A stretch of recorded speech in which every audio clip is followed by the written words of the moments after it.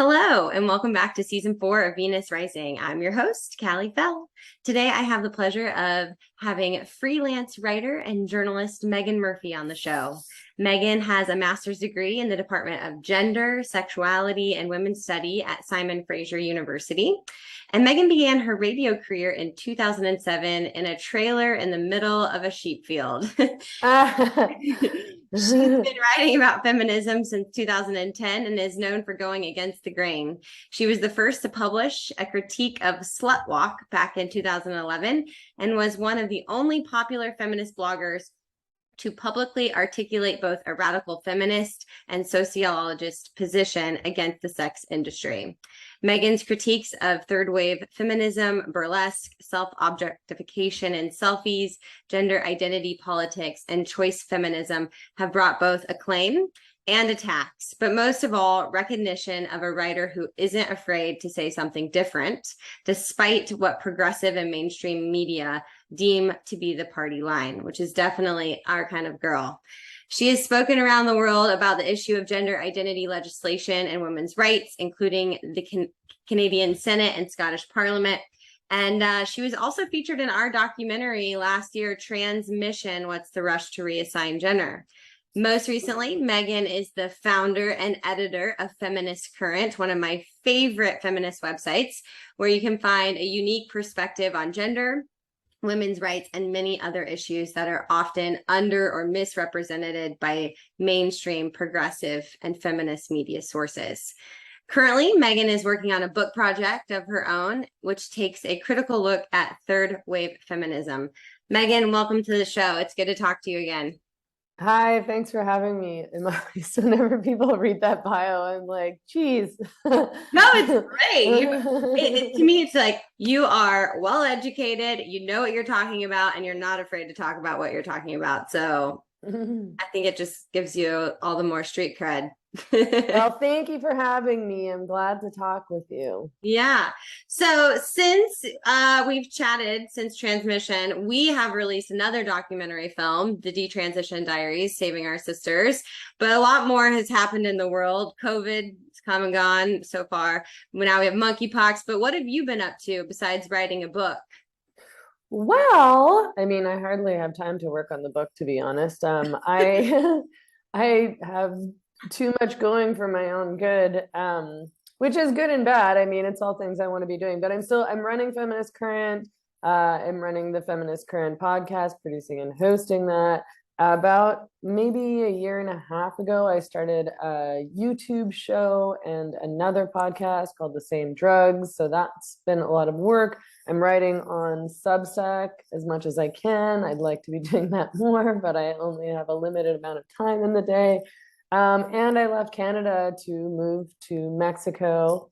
So that's been great. And yeah, I mean, I'm trying to do as much as I possibly can. There's so much going on. It's endless, which is, maybe not a great thing.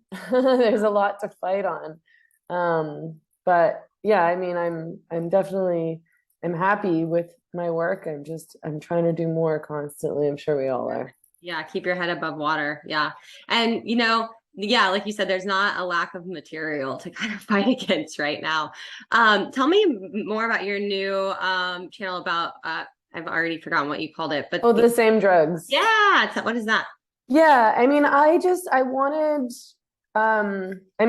I was banned from Twitter in 2018, I realized I needed to branch out to other channels to reach my audience and to build new audiences. I had been pretty heavily focused for many years working on Feminist Current almost full time, as well as doing freelance work. And yeah, because I'm independent, I was totally dependent on social media to reach my audience. And so being banned from a platform like Twitter, which I was heavily dependent on in terms of, where I was focused on social media wise and speaking to my audience and sharing my work, that was a pretty big blow. So I moved to YouTube and tried to make time for that. There was also just a number of different things I wanted to talk about. There was different people that I wanted to talk to. I was sort of questioning my own political and ideological leanings and limits. And Feminist Current, I think, is such an important resource, but my aim with that podcast is to speak to and highlight and give voice to women and women's work and what women have been doing around the world in terms of fighting for women's rights, in terms of feminist activism. And so it made sense to me to start a separate channel to explore different areas I was interested in, including free speech. That's a big one. Civil liberties, constitutional rights. I started to question a lot of feminism's ideological limits. And I wanted to work beyond the left-right binary, and work outside of feminism. You want to reach as many people as possible and learn from as many people as possible. So that's a big reason why I wanted to start the Same Drugs also. So it's been great for me. I've learned a lot. That's awesome. Well, we'll definitely, if you're listening, check her out on YouTube and Feminist Current. And I want to actually talk to you about your recent article that you wrote for Feminist Current this week regarding the famous shop teacher with those cartoonish breasts that everyone's kind of talking about. Can you just talk about that? Why is this being allowed now? And what's the tie here? I mean, I remember as a young girl in high school, like, I would get in trouble. I have freakishly long arms, and none of my skirts or shorts in the spring were ever long enough, right? Like barely short. And I got harassed, and, other girls got sent home because their clothes were just a little too short. And here we have this man showing up in these like fake breasts with his nipples protruding. And I can't wrap my hand around that. And so could you maybe fill our listeners into that and why that's so detrimental to our kids and to women? Yeah, I mean, so this past week, it was reported by Redux, which is a really great feminist website, that this man named Kayla Lemieux in Ontario had been coming to class. He was a teacher at an Oakville Trafalgar High School. He'd been coming to class in these like ridiculous, cartoony, prosthetic breasts that were actually, I'm not into anime, so I didn't know this until after the fact, but they're styled after some version of anime porn. It's clearly fetish gear. And when these photos, which were released by some students in his class, went viral, people were obviously shocked and appalled. And the school and the school board defended this guy. I think a Canadian news media outlet, Rebel News, spoke to the director of education for the Halton District School Board. And this guy, his name is Curtis Ennis, his response was that the school board is committed to supporting all of our teachers and staff and students in an environment that upholds their dignity, their gender identity, and their gender expression. Essentially what this comes down to, it's so frustrating and maddening because essentially this all comes back to Canada's gender identity legislation that was passed in 2017. It was Bill C-16 that was passed. And what it did was to add gender identity and gender expression to the list of prohibited grounds of discrimination in the Canadian Human Rights Act and the Criminal Code. So now we're in this place where we can't oppose anyone who claims, this guy is claiming he's a woman and this is his gender identity. And therefore, the school board is defending him on the basis that it would be discrimination not to defend his right to dress like this in the classroom. And it's ridiculous. I mean, it looks like a joke, and maybe it is a joke. Maybe this guy is trolling us all and just testing the law, maybe he's looking for a payout because he can, if the school did fire him or say you can't dress like this in the classroom, he could claim discrimination and take them through the Human Rights Tribunal and get a payout. But back in 2016, when this bill was on the table, I fought this. Like I wrote about it, and I fought to write about it. Nobody would publish me. And I had been working as a journalist and doing freelance writing in Canada and a bit in the US and a bit in the UK at that time for a few years. And nobody would publish a feminist critique of Bill C-16 and of gender identity ideology. Men like Jordan Peterson were allowed to speak about this and gained a lot of attention and made a lot of money speaking about this alone. These guys, well, I'll just speak for Jordan Peterson. He refused to acknowledge that feminists were fighting this and critical of this. He refused to work with feminists. He refused to align himself with women who were fighting with this. He wanted to appear as though he were the lone soldier. And, he's anti-feminist, which is totally fine. Like, I have my major critiques of feminism too. I don't need anybody to get on board with feminism. But the fact that because he had an ideological and political opposition to feminism, that he refused to support women in their fight against gender identity, despite the fact that it affects us the most. This is a fight really, when it comes down to it, about women's rights and the impact of gender identity legislation on women and girls, on the safety of women and girls, and on the rights of women and girls. Feminists were totally ignored. I went and testified against this bill at the Senate in 2017. And I'm really grateful for that opportunity, which was given to me by a conservative senator in Canada, a man. There really was very little public debate about this at the time. It was limited by the Canadian media, who refused to cover the bill and the issue in a fair and true way. The CBC and most other Canadian media outlets pretended as though there was wide public support for the bill, despite the fact that most of the Canadian public had no idea that this bill existed or what it even meant or what gender identity even is. And they pretended as though the only opposition to the bill was coming from religious right bigots who were also opposed to lesbians and gay men. And that may have been true in some places, but that was not accurate by any means. And they knew it. And they knew it. Like, I had published articles for the CBC many times at that point. I had done interviews on the CBC, had been on the CBC. I pitched to the CBC about this issue, and they refused to publish me. They intentionally skewed the debate and the issue. And so Bill C-16 passed with little pushback. I mean, the other problem was that, honestly, a lot of people were too scared to speak out, which I understand, but it's still frustrating, because I do know that, there were women and feminists in Canada who knew this was happening and failed to organize. So a few of us did push back, but we had to do it largely on our own.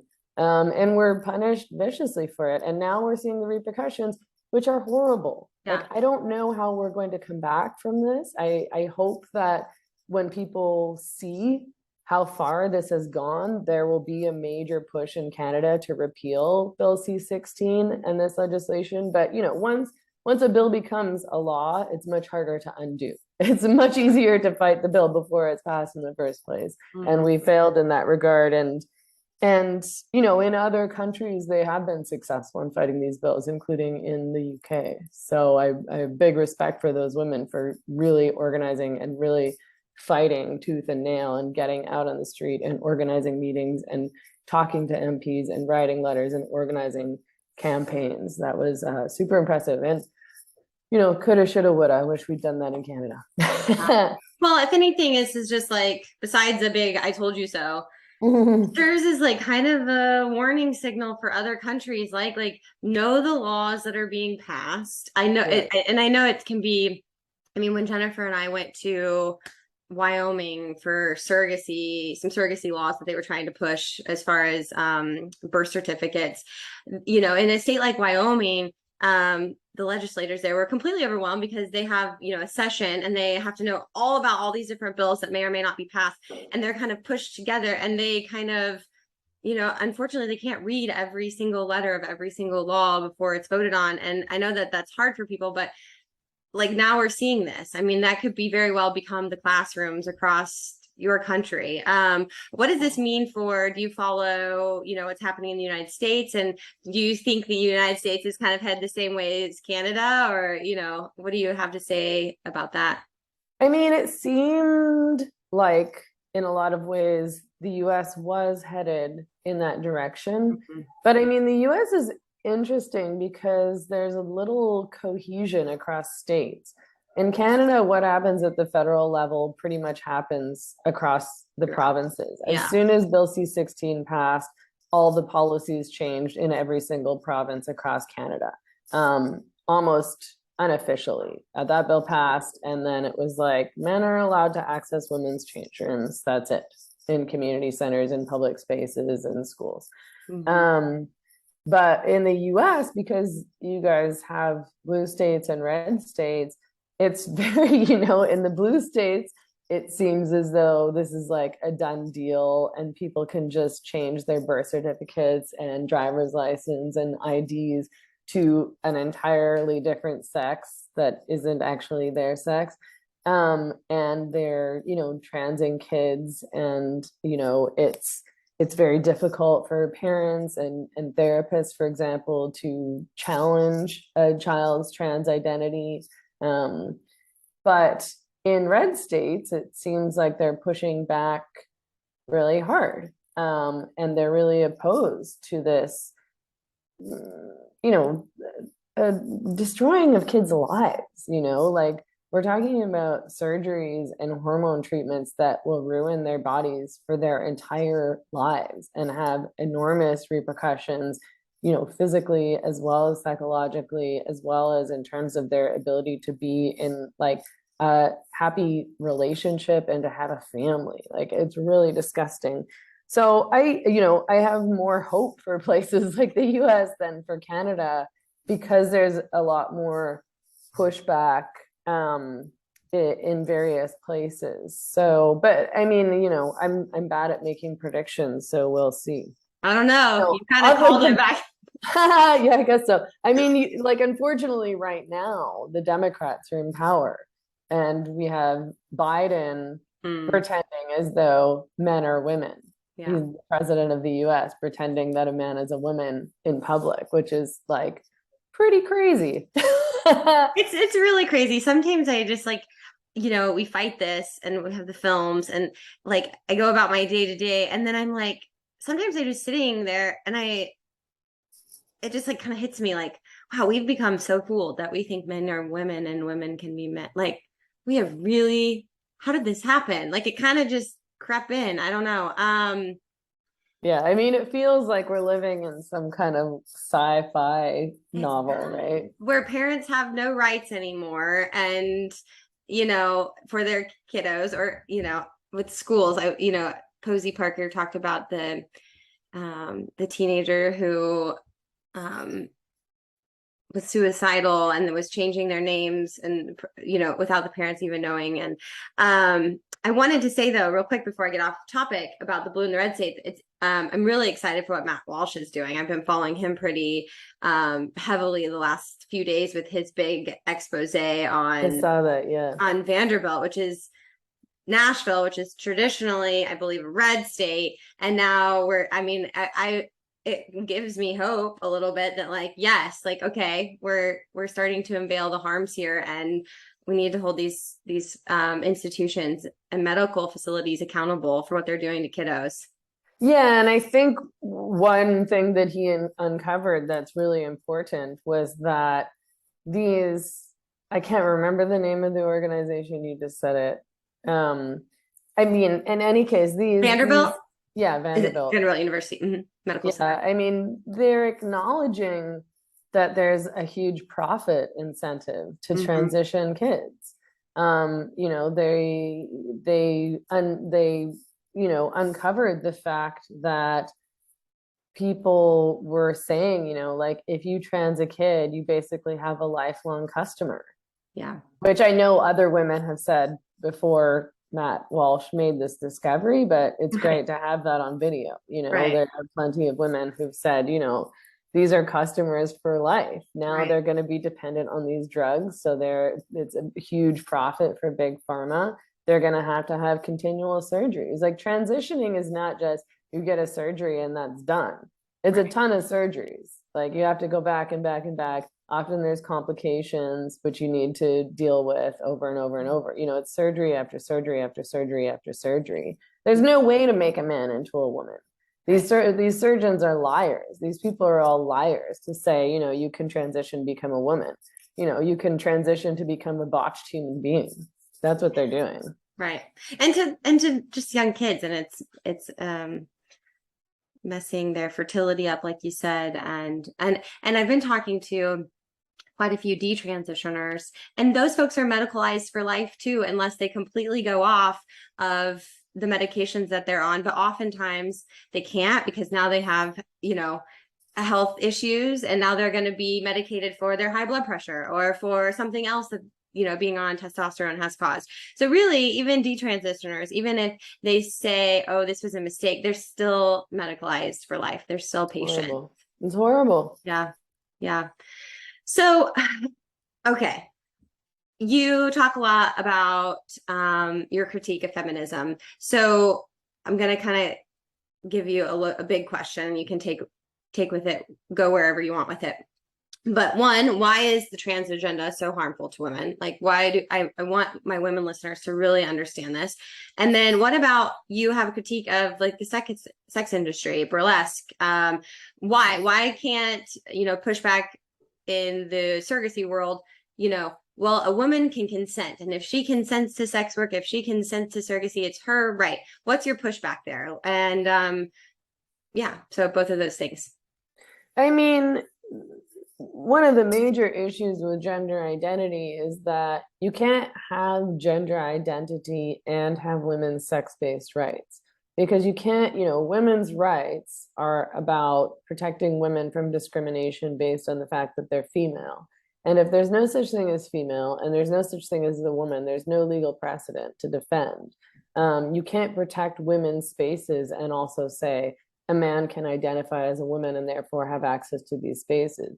You can't protect Title IX, for example. You can't protect women's sports if you're saying men can be women and therefore men can compete in sport against females. You can't protect a women's transition house, a women's shelter, a change room. You can't protect women in prison, which are among the most marginalized women in the entire world, certainly within Canada and North America in any case. And they're being forced to share prison cells with dangerous, violent male offenders. And they truly have no voice and no rights. They truly can't speak up on their behalf. They're in jail. And this is what I argued early on, is this was going to nullify women's rights. And that's what happened. Beyond that, transgenderism, the idea of a trans woman, I think, makes a mockery of women. I mean, if we look at this guy, this shop teacher, Kayla Lemieux, I don't know what his original name was, this is a joke. This is not what a woman is. This is a cartoon. This is a porny fetish. Women are not fetishes. What most people don't talk about and acknowledge is that most adult male trans women have a fetish. It's autogonophilia. Ken Zucker has done research on this. And there's another Canadian sex researcher as well who published on this before Ken Zucker, and unfortunately I forget his name. But in any case, this is about men getting turned on by the idea of themselves as women and by dressing as women in public. This isn't the same thing as being gay or lesbian. Right. It's, people can have their fetishes. Like, if men want to do this in the privacy of their own homes, and if men want to wear women's clothing out in public, they can do that if they like. It's obviously not professional to dress in this way in the classroom. Work is a different situation. There are usually dress codes at work. And, but to make this a legal issue and a human rights issue, and to force people to call these men she, is above and beyond. It's mass gaslighting. And it means that if a man walks into a change room where there are women and girls, if he's naked in a change room with his penis out in a change room with women and girls, they can't say anything. They have to just go along. I'm a woman. He can say, I'm a woman, and they have to go along with it and pretend that penis is somehow a female penis. It's crazy, and it's disgusting, and it's really dangerous. It's breaking down women and girls' boundaries. It's already hard enough to teach girls about boundaries, right, and to teach girls, because kids learn to bow to adult authority. So if a man says, I'm a woman, don't discriminate against me, most kids aren't going to be confident enough to say no, right, although maybe some are. But girls sadly are molested all the time. Right. Girls start to be sexually harassed by adult men when they're really young. And parents do as much as they can to protect these girls. And by teaching them that if they see a man in these private women-only spaces, they can't say anything and they have to just accept whatever he says. That's a dangerous breaking down of boundaries. It's teaching girls the opposite of what they need to be taught, which is that they can say no to any man, any man they feel uncomfortable around.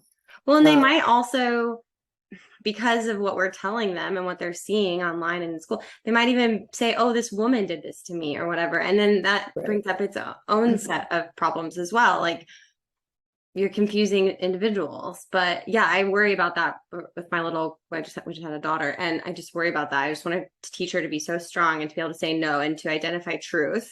And to be able to speak the truth. Yeah. Yeah. And not have to question what they know to be true. We all know who men and women are. We know what a man and a woman is. It's ridiculous to pretend otherwise. Yeah. Why don't you think we see this outrage? I know I asked you like a double question, and now I'm cutting you off to ask you another. So okay. But they're throwing through my head. But we don't see this outrage from men saying, "Oh my goodness, women are coming in our locker rooms and they want to be in prison with us."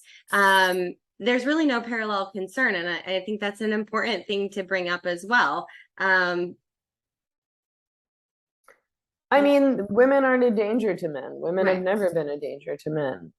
It's sad but true. I don't like to position all men as dangerous predators, because they're not. Right. And there are lots of men who are very angry about what's going on and do want to protect women and girls and protect women and girls' spaces, and have fought for and alongside women. And I really appreciate that. And, they're doing it because they care about the issue, not because they're, trying to do us a favor. I mean, they also are trying to do us a favor, but I just mean that they truly do care. But, the reality is that the people who rape, most of the people who murder, most of the people who sexually harass, and most of the people who molest kids are men. And it is already very difficult for kids and women to protect themselves against these kinds of predators, because men are stronger than women, and obviously stronger than kids. We can be overpowered physically quite easily. Even women who are strong, women who have been trained in self-defense, who box, who work out, those women are still going to be at a disadvantage if a man wants to overpower them. So, it's that's the reality. We can't socialize our way out of that. This is biology. This is the material reality. This is the physical reality of the world. And that's why we have spaces that are single sex spaces. That's why we have separate change rooms. That's why why women and men compete separately in sport. That's why there are female prisons and male prisons. That's why there's women's shelters and men's shelters, because everyone knows that it's dangerous to put women and men together in those kinds of spaces, especially the kinds of spaces where women and girls are vulnerable. Yeah. Yeah.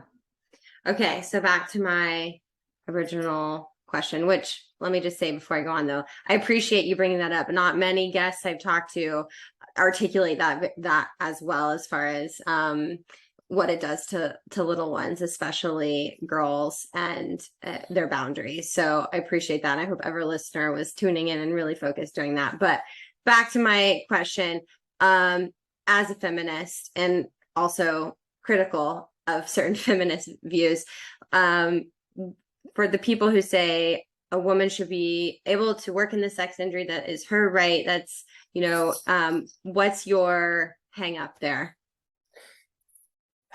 I mean, women can choose to do whatever they like. I mean, as long as it's not harming other people.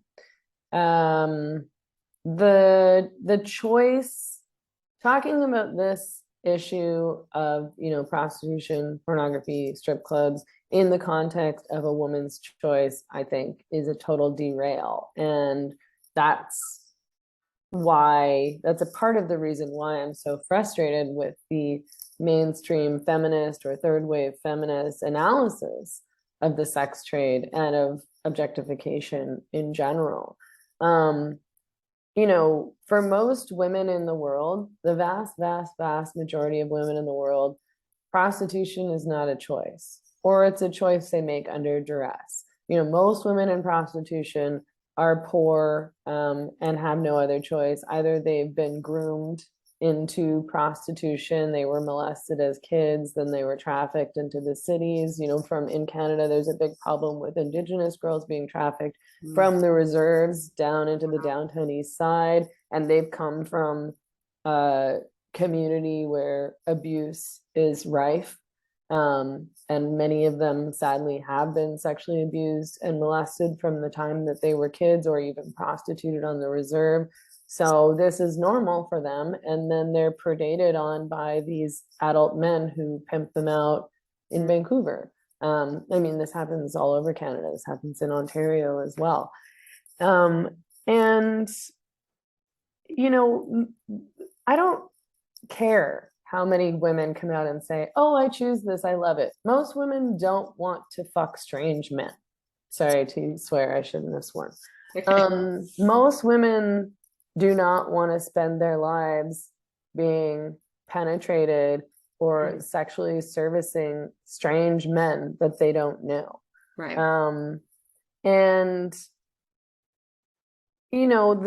Most of the women in the industry are addicted and are struggling with mental health issues.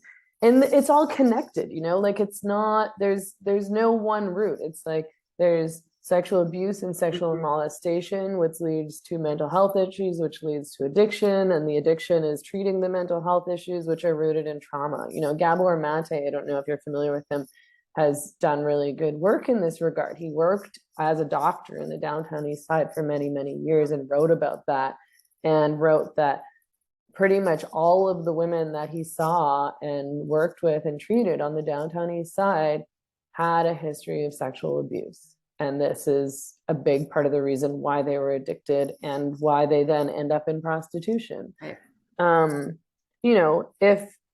If women want to choose prostitution, they can go ahead and do that. But the amount of women who truly enjoy and want to be prostitutes is so small that it would never feed the demand from men around the world who want to pay for sex, to buy girls, to buy women, so that, they can act without accountability, so that they can behave in abusive ways, so that they can satisfy their desires and so-called needs at the expense of someone else, and not really think about it and not really have to deal with the consequences of that, because these aren't women they're in relationships with. These aren't women who have connections to their communities.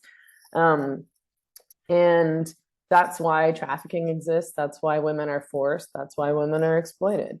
And it's a huge problem. This is something women suffer. Millions and millions of women and girls around the world suffer. And to talk about it as though this is a choice or potentially empowering, I think is either disgusting and callous and sociopathic or delusional. You know, you have so much privilege that you've never, you know, I know women who've been in prostitution on the downtown east side or, you know, in similar situations. And I know how they got there and I know what happened to them when they were there. You have so much privilege to be able to ignore the realities of swaths of women, to pretend that what you see on TV or in a movie that glorifies prostitution as this sexy, lucrative thing where women are, you know, making tons of cash and feeling empowered doing it. That's an enormously privileged position to have. And then for you to speak as though this is the reality, I think is so unethical. Yeah. I'm seeing a lot of like strangely not pleasant parallels a little bit, right? Like between this and the gender identity issue. Like a lot of these kids, I'm just like thinking back about in our film when we interviewed some of the pediatricians, that these kids who have gender dysphoria, they have a lot of other messy things going on as well. They have maybe been abused, especially young girls who've been abused, and they know that they were abused by a man who wanted a young girl, so they don't want to be a girl anymore. They want to be a boy. It's not because they're confused about what body they have. It's because they've been subjected to trauma, or their parents are going through a yucky divorce, which is also trauma, or, you know, and so we're seeing, you know, when you were saying that, just kind of thinking of the parallels between the two. And yeah, I think for a lot of girls, I mean, we've heard this from detransitioners. We've heard this in the stories of young women who transition, and we know this to be true as women based on our own experiences growing up and going through puberty as girls, that, you know, girls start to be sexualized by adult men when they start going through puberty often, you know, like 11, 12, 13. And if you are being sexually harassed or you're being molested on that basis, that adult men are sexualizing your body, which is, you know, changing into a woman's body, I think it's totally unsurprising that you'd want to get rid of that objectified female body, that woman's body that, you know, you could blame for this trauma. And you know, I think that, yeah, like going through puberty is really difficult for all kids, but it's particularly difficult in a particular way for girls. There are all these things are happening to your body that are out of your control and that maybe you don't really want to be happening to your body. And then on top of that, there's these traumatic repercussions. It's really no surprise that a girl would think, oh, I'll have more power as a boy. I can be more confident as a boy. Men won't look at me like this or treat me like this as a boy. You know, I remember being a girl and not wanting to have anything to do with girl things and wanting to be like the boys. And, you know, I didn't want to wear girly clothes. I wanted to roughhouse. I thought boys were like tougher and cooler and got to have more adventures and have more fun. I remember my mom actually framed it and put it out when I graduated from high school, but I wanted to play basketball at recess and the boys wouldn't let me play because I wasn't a boy. And I wrote like a 2-page essay as a 5th grader about why girls should be included in basketball. And submitted it to my teacher. It didn't change anything, but like I think that was the start of all of this for me. Oh yeah, I mean, you sound like me when I was a kid. Like I was banging on about sexism in the classroom in grade 5 and 6 and 7. Right. And speaking out about sexual objectification and sexual harassment, because around that time is also when boys began to like look at girls' bodies and talk about girls' bodies and judge and rate girls' bodies. And, you know, I spoke up about that. And I mean, at the time, though, I never literally thought I was a boy or literally wanted to right, be. Right, I wanted of course. to be like a tom girl. I wanted to be like a cool, tough girl who wasn't feminine. Right. I just wanted to be included as who I was. And I didn't understand why, because of my chromosomes, I could or could not participate in something. Yeah. So, but do you think it's interesting? Because I think a lot of people who aren't staying current on this find it interesting that in the transgender ideology, we have older men who are wanting to be women primarily, and then younger girls who are wanting to be boys. And do you have anything to say on that? Why we see this huge difference? I mean, I think what happened is that transgenderism and trans activism began with adult men with fetishes who wanted to be women. And, these are narcissists. I mean, like, these are men who want to be looked at and want attention and want to dominate all conversations, but in this case, they're dominating conversations around what a woman is and women's spaces and women's rights. These are men who are being celebrated as women, breaking the glass ceiling by Forbes. Oh my gosh, that made me so mad. Yeah, it's like, and like they're being celebrated as the first women in all these positions of power in government, right? And they're men. Right. And like, I think that these men wanted to be legitimized, and that's sort of part of where this drive to normalize transgenderism began. And in order to normalize transgenderism and to make transgenderism a part of the LGBT movement, so, it's a fight for the human rights of these marginalized identities, these marginalized people who've traditionally been discriminated against, gays and lesbians, I'm talking about. Yep. They had to glom onto this born this way narrative because that really worked for the gay rights struggle. I don't necessarily like that narrative because I feel like you should be able to love who you love and partner with who you want to partner with, as adults, whether you were born that way or not. But in order to glom onto this narrative and to legitimize their own fetishes and their own desires and how they wanted to operate in real life, they had to create this idea of trans kids. Kids are born trans, just like kids are born gay, and we can't discriminate against them. And then that ideology started to be pushed in schools and by institutions, and kids were told that maybe if you're a boy and you like dresses, and maybe if you're a girl and you don't like girl things, or girl clothes, or playing with girl dolls, you were actually the opposite sex. And that was who you really were. You were born in the wrong body, and you had to just correct your body so that you fit, the real you. Right.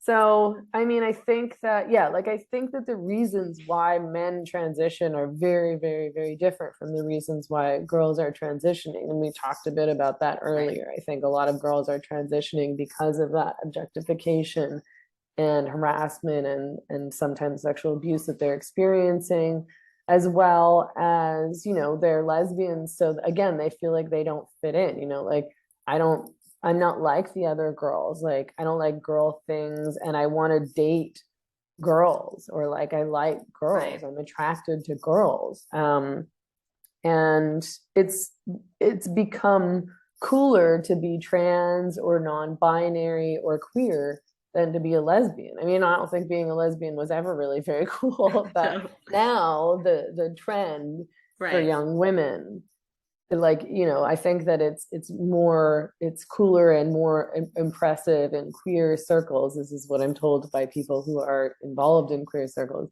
to be a trans boy, to be non-binary, than it is to just be a, plain old boring, like, old-fashioned second wave lesbian. Yeah. Well, we're getting close to running out of time. And again, wonderful, articulate way to describe what's going on and what has been going on. I just want to briefly, I know you said you haven't had much time to work on it, but wanted to know a little bit more about the book that you're working on. And then when, I want to plug it a little bit for you, when can people expect it? Maybe you don't even know. And then where can they find it once it's done? Hopefully sometime. I mean, the book is a long story because I actually, a publisher in Vancouver, Greystone, asked me to submit a book proposal so many years ago, like I think in like 2016 or something like that. So when I started working on the book, it was just when the gender identity stuff was starting to happen. And they dropped me in after we'd gone through a number of rounds of edits and we're getting close to publication. They dropped me in 2018 around the same time I was banned from Twitter. Mhm. And then things got crazy. I was doing talks all around the world. I had no time to revisit or work on the book. I was doing a lot of media stuff because of the Twitter banning and because of these talks that I was doing all around the world that were being, protested by hundreds of people. Crazy. Yeah. And so by the time I sort of got back to looking at the book again, I changed my mind about so many things. And I was like, I sort of almost want to write a different book. So I'm in the process of essentially rewriting, which is super time consuming and I have no time at all. So I have a publisher who's been trying to work with me. I say trying, like she's been doing her very best, who wants to publish the book, but I'm not happy with the manuscript, so I'm trying to rewrite it. And for anyone who's written a manuscript in a book, I'm sure they know like how exhausting and brutal that work is. So I'm when I get to it is when it's going to be done. So hopefully I keep trying to be like, I need to put aside, like I need to stop working on other things for like a month and just focus on that. But I'm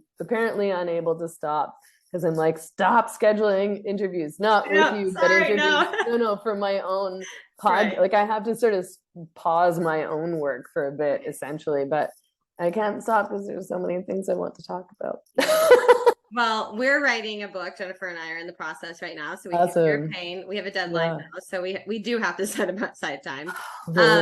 And you keep talking, and I know we talked about this in the intro about how you were canceled on Twitter. I just want to let people know that we're not going into that on this podcast because I'm going to make you go to YouTube and watch Transmission, What's the Rush to Reassign Gender, because Meghan talks about it there. And I know she's talked about it at length, so you can also find it on her websites. And I just encourage everyone to go on and you can subscribe, right, to Feminist. You have like a you can subscribe to That's Feminist what I thought. Yeah. We have the link to subscribe pinned on Twitter. We're at Feminist Current on Twitter, so that's an easy place to subscribe to keep up with what we're doing. You can subscribe to my YouTube channel. So if you look up Meghan Murphy or The Same Drugs on YouTube, you can find the channel there. You can obviously subscribe to both podcasts everywhere you listen to podcasts, Apple, Google Podcasts, Spotify. My Substack is Meghan Murphy. It's also called The Same Drugs. My primary social media place now is Instagram, and I have a public page on Facebook too, so people can follow my work there. That's Meghan Murphy. On Instagram, it's Meghan Emily Murphy. Yep, that's all I can think of. And we'll try to include all of those different links and places in the description of this podcast. So you'll be able to see that in the little descriptor box. But don't despair, even though our time has come to an end. You can go on. I encourage you to go on and read so much more by Meghan. She does a great job articulating this. And I also have an email for you. Can I share that, or would you rather? Well, there's the same drugs at gmail.com. Okay. And then there's Meghan at feministcurrent.com. That's what I have there. So if you need to contact her, you can write her there as well. But don't contact her right now. She needs to finish her book. No more emails. No more emails. Anyway, Meghan, thank you so much for joining us and answering some really hard questions, and for all of the work that you do. You have a reader here. I'm always watching what you're doing and reading what you're writing. So thank you so much. Thank you so much for having me. I really appreciate you making the time to talk with me, and I appreciate you and the work that you and Jennifer are doing. Yeah, thank you. All right. Okay. Bye. To all of our listeners, thanks for tuning in. Our goal, as ever, is to create conversation, facilitate discussion, and get you all to think beyond the masses. So thanks for tuning in.